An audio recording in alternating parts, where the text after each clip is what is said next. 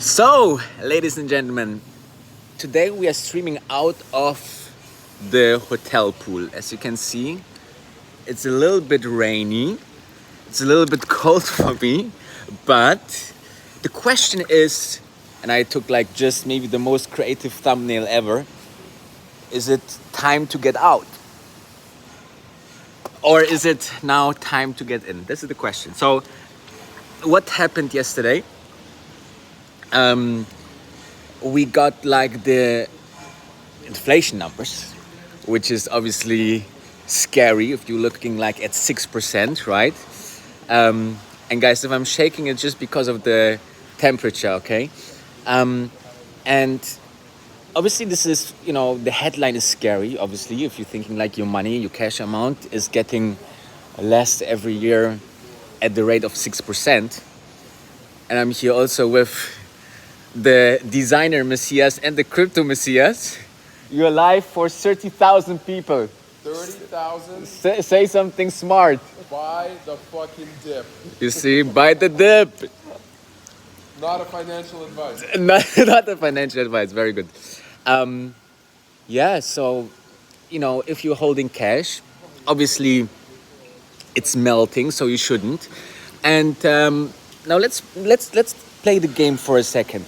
Let's assume you heard the news and the market is, going a little bit down, and then let's say you cash out, all right, and then you're sitting now on the pile of cash. What do you do then? Properties are at all-time highs and giving you maybe a return of investment of, let's say, 5%, 6%. If you're super lucky, maybe 8%. All right, minus the 6% inflation, you are like net to 2%, which is, not much, right? Then let's move to equities. Okay, let's say crypto, an inflationary hedge.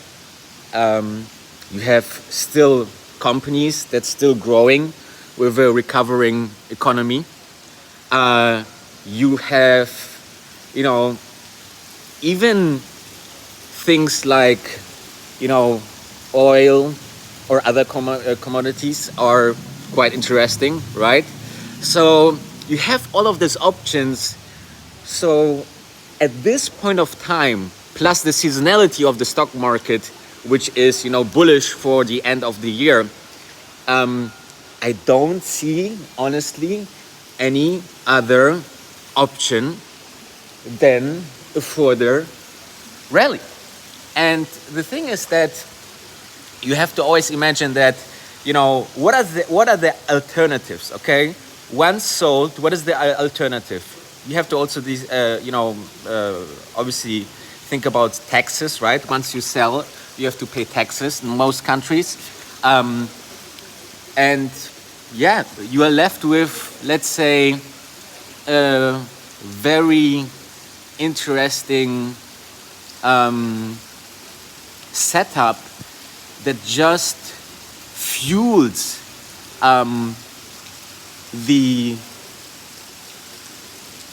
hunt on yield on your money, right? And in my opinion, there is currently nothing better than having equities or buying equities, even at those prices. Are we a little bit inflated? We saw it at the Rivian IPO, right? The Rivian IPO was absolutely insane. I mean, the valuation, and even Katie Wood said that it's too expensive for her. And if Katie Wood said that it's too expensive, then it's maybe too expensive. All right. So this said, I think that it's quite interesting what we currently see in the markets. I don't see any alternatives. And that's why I think that, it's nice to have a little bit of, hiccup. Okay, it cannot go. I think the S&P was like 16 days straight, up, which, always need to have a little bit trace back to go on higher levels. I think this is what we see. The pre-market is already a little bit positive, so I think that that's quite interesting. And I don't see currently, okay, and there could be a news that change everything, the whole narrative, but at this point there's no alternative, okay? There's really no alternative, and as soon as there is, you know, there could be a couple of, let's say, events that could really bring the stocks down, okay? So first of all, I'm thinking about the Fed. If the Fed says something that is, you know, not that great for stocks, for equities, then this could obviously melt the market quite heavily.